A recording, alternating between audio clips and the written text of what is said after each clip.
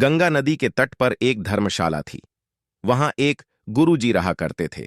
वह दिन भर तप और ध्यान में लीन होकर अपना जीवन यापन करते थे। एक दिन जब गुरुजी नदी में नहा रहे थे, उसी समय एक बाज अपने पंजे में एक चूहिया लेकर उड़ा जा रहा था। जब बाज गुरुजी के ऊपर से निकला तो चूहिया अचानक बाज के पंजे से फिसलकर गुरुजी की अंजुली में आकर गिर गई। गुरुजी ने सोचा कि अगर उन्होंने चूहिया को ऐसे ही छोड़ दिया तो बाज उसे खा जाएगा। इसलिए उन्होंने चूहिया को अकेला नहीं छोड़ा और उसे पास के बरगद के पेड़ के नीचे रख दिया और खुद को शुद्ध करने के लिए फिर से नहाने के लिए नदी में चले गए।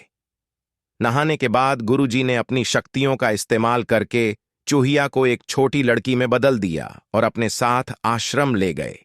गुरुजी ने आश्रम पहुंचकर सारी बात अपनी पत्नी को बताई और कहा कि हमारी कोई संतान नहीं है, इसलिए इसे ईश्वर का वरदान समझकर स्वीकार करो और इसका अच्छे से लालन पालन करो। फिर उस लड़की ने स्वयं गुरुजी की देख रेख में धर्मशाला में पढ़ना लिखना शुरू कर दिया।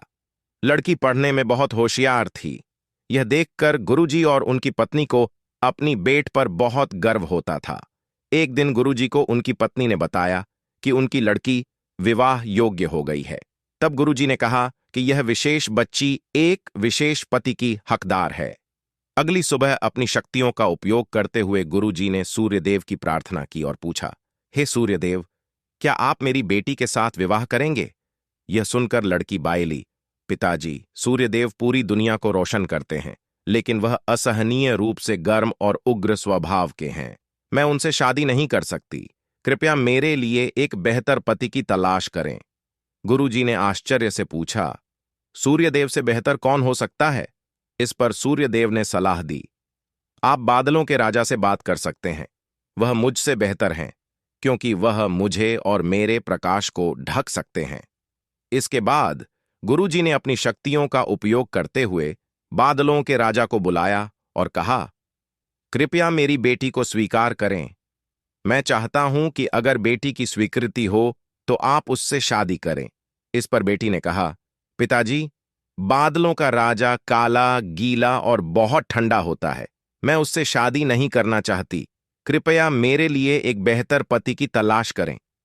गुरुजी ने फिर से आश्चर्य में पूछा, भला बादलों के राजा से भी बेहतर कौन हो सकता है?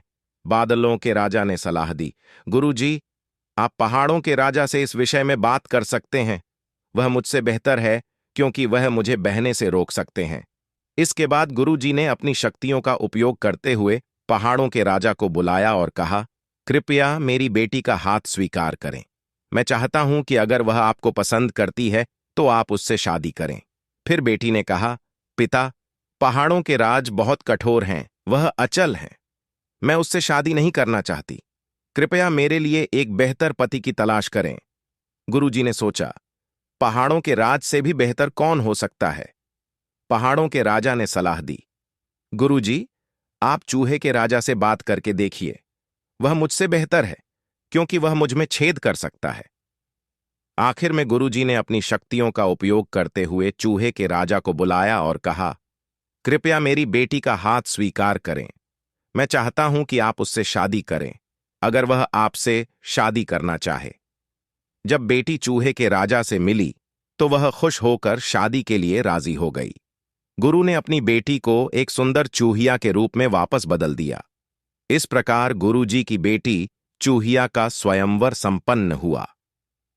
कहानी से सीख, जो जन्म से जैसा होता है उसका स्वभाव कभी नहीं बदल सकता।